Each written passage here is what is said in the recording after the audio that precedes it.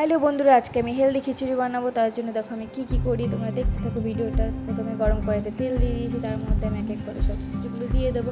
আর সুন্দর করে নেড়ে চেড়ে আমি সবজিগুলো ভেজে এক এক করে দেখো সবজিগুলো দিয়ে দিচ্ছি।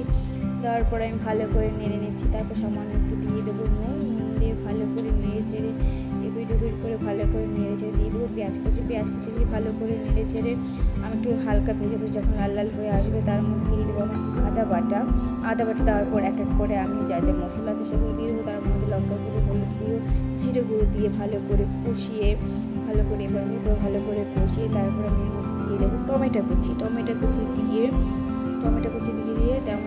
ভালো করে নেড়েছে। তার মধ্যে দিয়ে দেবো ভিজে রাখা যে চালটা আমি ভিজিয়ে রেখেছিলাম, মুসুর ডালের চালটা ভালো করে ধুয়ে ভিজে সেটা নেড়ে চেড়ে সুন্দর করে একটু ভাজা হয়ে গেলে তার মধ্যে আমি দিয়ে দেবো জলটা পরিমাণ মতো দেবে, যে যেরকম খেতে চাই। আমি একটু মাখা করতে চাই, তার জন্য জলটা দিয়ে ঢেকে রেখে দেবো। ঢেকে রাখার পরে আমার অলমোস্ট ডান খিচুড়ি করা।